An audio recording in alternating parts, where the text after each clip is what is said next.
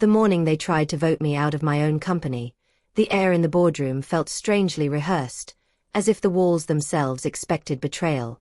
The conference table was polished to a cold shine, and every executive sat with their hands folded too neatly, their eyes pointed everywhere except at me. Only one seat remained empty, mine, though I stood at the doorway long enough to hear the prelude to my exile. My name, spoken as though it were already a relic. My decades of service, reduced to murmurs.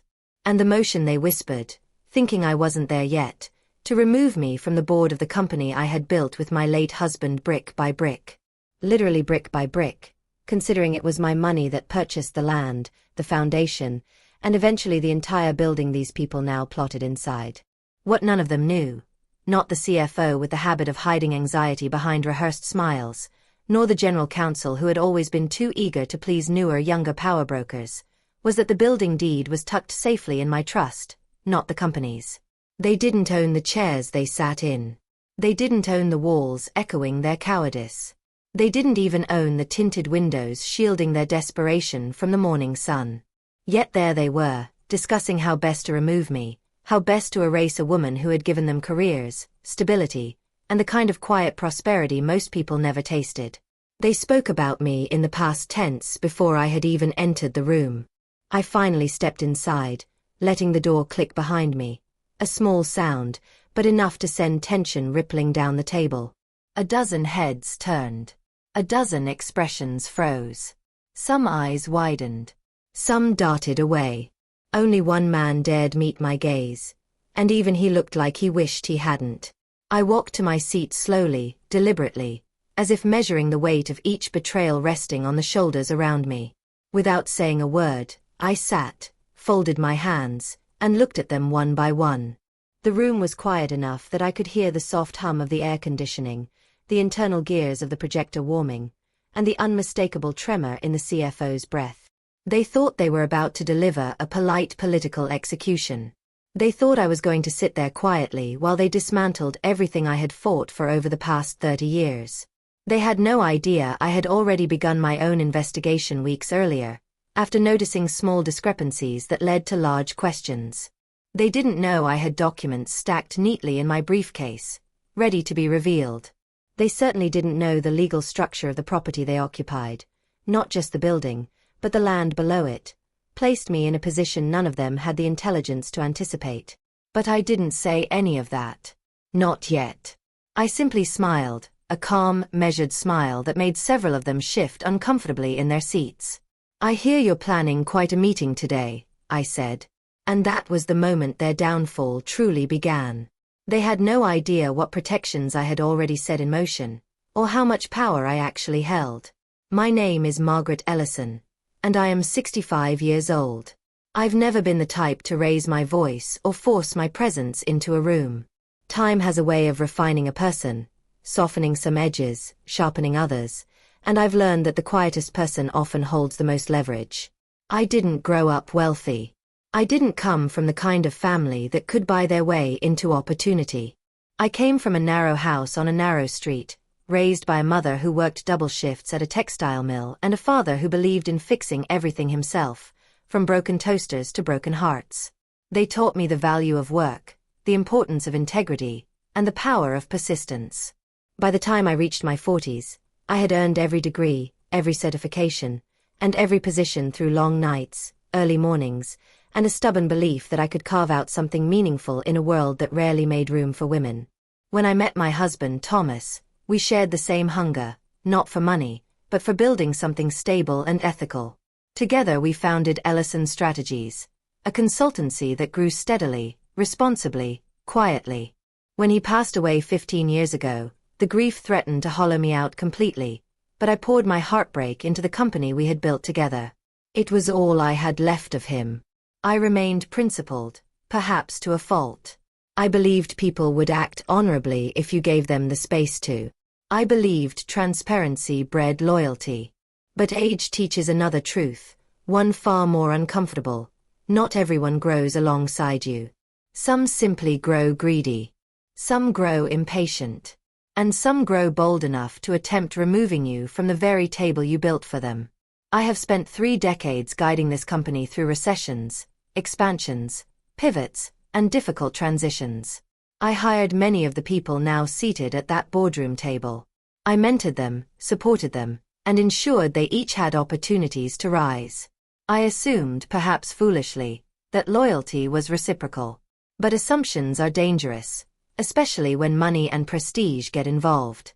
Still, as much as betrayal stung, I wasn't angry. I was disappointed. Deeply. I've lived long enough to understand that anger clouds judgment, and clouded judgment weakens strategy. Calm is what reveals the truth. Calm is what steadies the hand when signing documents. Calm is what preserves dignity in the face of treachery. And calm is exactly what would guide me through what was coming. Little did they know, I had already sensed the shifting currents long before this meeting, and had evidence ready to expose every one of their secrets. My family, for better or worse, has always played a quiet but significant role in my decisions. My daughter Emily is 35 now and teaches literature at a small liberal arts college. She once told me, "Mom, people reveal themselves most clearly when they think you're not watching." I didn't realize how deeply that wisdom would resonate until recently. After Thomas passed, Emily became protective of me, gentle, but perceptive. She worried when I worked too late or took on too much responsibility. She feared the company would consume me, leaving no room for the parts of life I had put on pause during years of caregiving. I always assured her that I was fine, and for the most part, I was. But I also knew she saw things I didn't.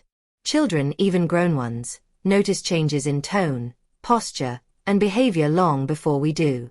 A few months before the attempted coup, Emily visited me for dinner. We sat at the kitchen table, eating her favorite roasted chicken recipe, when she asked, too casually, "How are things at the office, Mom?" I told her everything was normal, but she frowned, leaning back in her chair. "You're saying that with the same voice you used when Dad tried to fix the water heater alone." I laughed at the time. I brushed it off. But she wasn't wrong. Something had been shifting. The CFO, Robert, had become strangely evasive, avoiding direct answers to financial questions. The younger board members were suddenly meeting without me, claiming they were brainstorming sessions. Even Claire, the chief operating officer whom I had once considered almost like a niece, seemed more distant than usual. She had been one of my brightest hires, a brilliant strategist with an enviable instinct for problem-solving. But lately, something in her manner had changed, as if she knew something she couldn't admit out loud. Emily told me I should delegate more, trust less blindly, and listen closely to what wasn't being said. When people start talking around you, she warned, it usually means they've already made a decision about you. It was her voice that echoed in my mind when the first financial discrepancy appeared. Not a large amount, not something that screamed fraud, but enough to warrant a closer look. That led to another inconsistency. And another. By the time I realized there was a coordinated effort to undermine my authority, I could already see the outlines of a much larger betrayal. What struck me the hardest wasn't the attempt to remove me. It was the names involved. People I had trusted, defended, even sacrificed opportunities for. People who had sat at my dinner table and toasted with my family. People who had once looked at me with gratitude, not calculation. Their betrayal didn't break me. It clarified me. With my family's intuition echoing in my ears, I began examining the company more closely, and what I discovered hinted at something far darker than a power grab. The unraveling began with a missing signature. Mine. One late evening, after the staff had left and the building settled into its nighttime hush, I sat alone in my office reviewing quarterly expenditures. I always double-checked large transactions, a habit instilled by Thomas, who used to say, "Trust the system, but trust yourself more." That night, a 6-figure transfer caught my eye. The authorization form included a digital signature that was supposed to be mine. But I hadn't signed anything that week. When I enlarged the image and studied the curve of the M in my name, the forgery became undeniable. Someone had taken money from the company and attempted to bury it under my identity. My pulse remained steady, not from shock, but from certainty. Betrayal this calculated rarely came from desperation. It came from someone with access, someone comfortable enough to assume they wouldn't be caught. I cross-referenced the transaction with internal logs and saw perfectly timed approvals from 3 executives, all aligned with the same names I had grown suspicious of. A pattern emerged: quiet transfers, consulting fees with no documented service, reimbursements approved for non-existent travel. The amounts varied, but the intent was unmistakable. They weren't just trying to remove me. They were using the company to enrich themselves, and my removal was the final step to silence oversight. The next day, I went to the records room, a place I rarely visited personally anymore, and pulled older files. The discrepancies stretched back nearly 2 years, carefully coordinated and intermittently spaced to avoid detection. The deeper I went, the colder the realization became. This wasn't impulsive greed. This was systemic corruption orchestrated by people who believed I had become too old, too trusting, or too distracted to notice. But betrayal has a specific emotional weight. It settles first in the chest, like a slow, compressing pressure. Then it climbs upward, tightening the throat. I felt all of that, but I didn't let myself dwell on it. Grief could wait. Justice couldn't. Once I confirmed the theft, everything fit into place. The sudden meetings I wasn't invited to, the uptick in legal discussions, the strategic narrative that I was ready for retirement. They wanted me gone so they could finalize their scheme and keep siphoning funds without obstruction. And yet, through all this, the bitterest part wasn't the money. It was their arrogance. They believed they had outgrown the woman who built the company. They believed age had weakened my competence.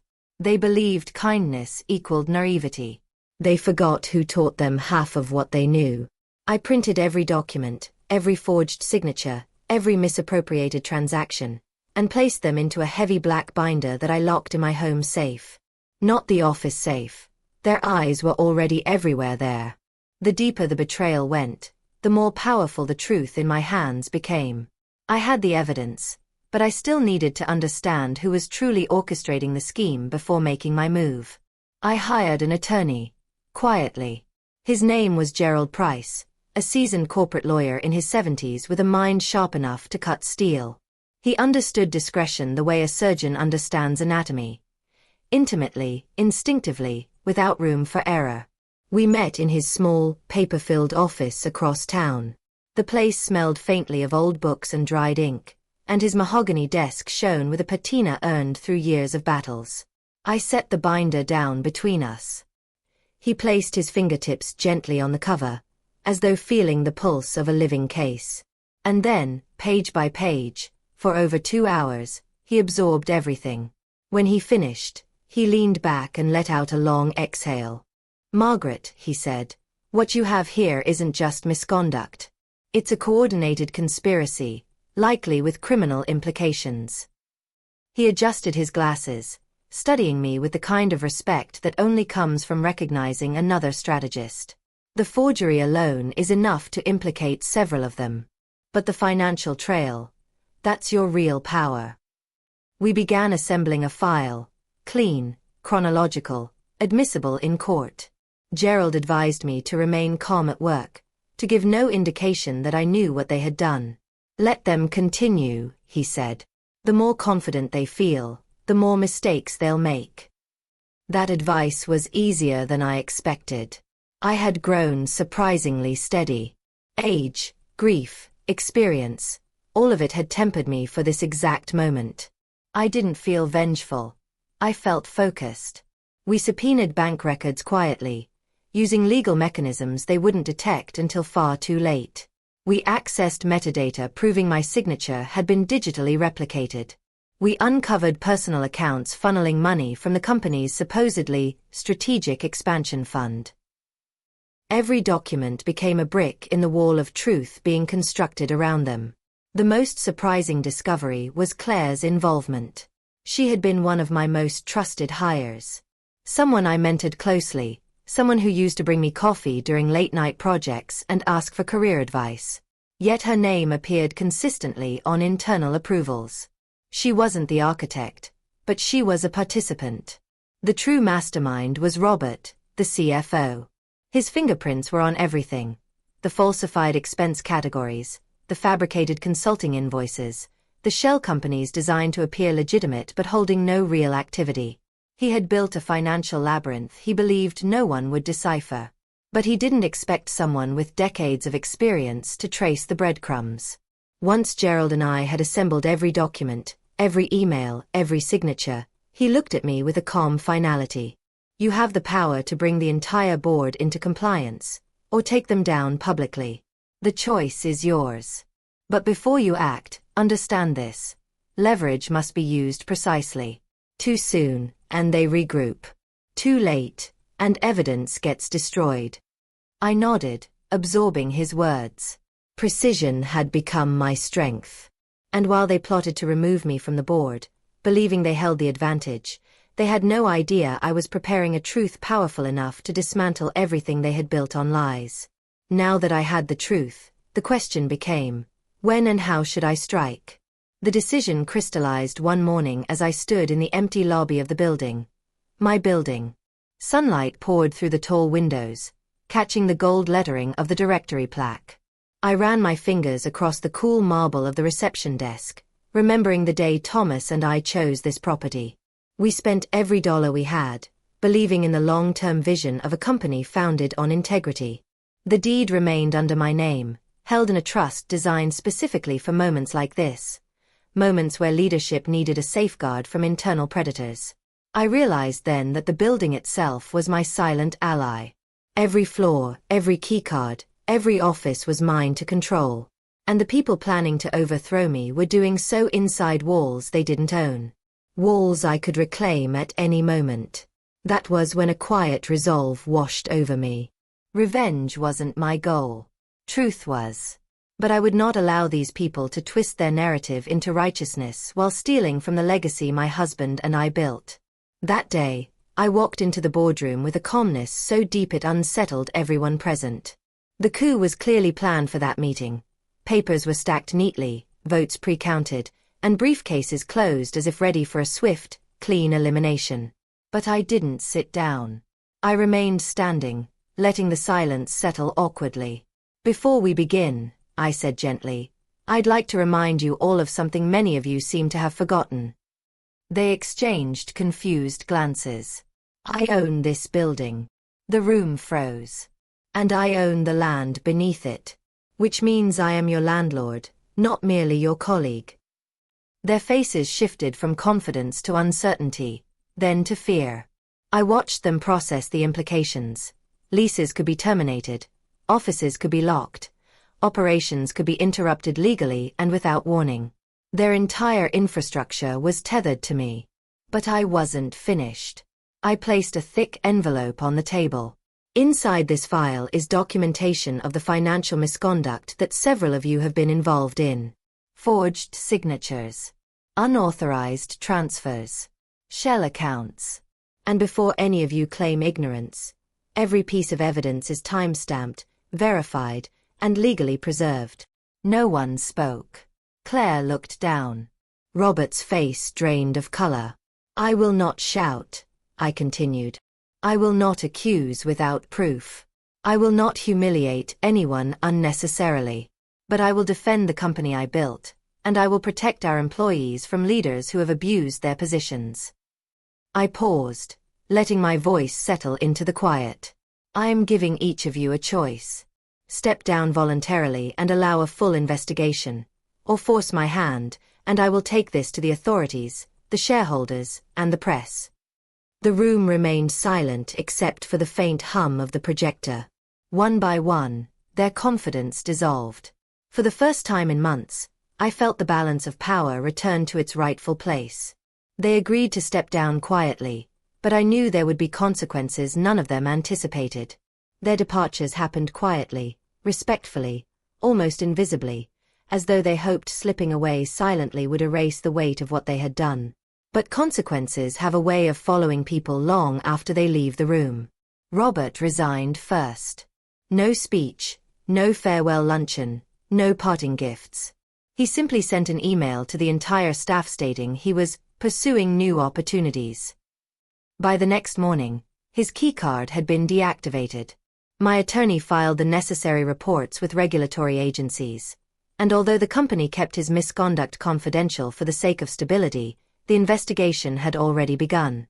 As weeks passed, whispers circulated in professional circles. Numbers rarely lie, and fraudulent ones scream. Claire resigned next. She asked to speak with me privately in my office. Her eyes were red, mascara smudged, the confident sheen she once carried gone entirely. "I'm sorry," she said, her voice breaking.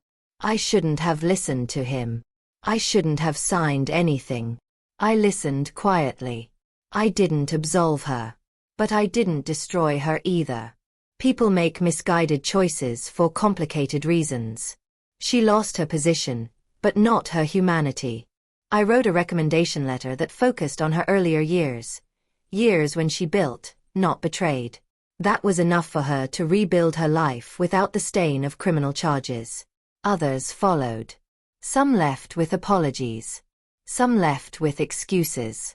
Some left with anger, believing I had overreacted to standard corporate restructuring. But none of them remained. The external investigation unfolded methodically. Gerald kept me informed but shielded me from most of the noise. Regulators collected statements. Banks traced transfers. Auditors reviewed old records. Meanwhile, the company began to breathe again. Employees who had been afraid to speak began approaching me with relief in their eyes. I restored transparency meetings. I held open Q&A sessions. I ensured every department knew that leadership could be ethical without being weak. And then came the most symbolic moment of all. After the board restructured itself with 2 senior advisors and a new financial officer I personally vetted, the building's management contracts came up for renewal. Normally the landlord, me, approved them quietly each year.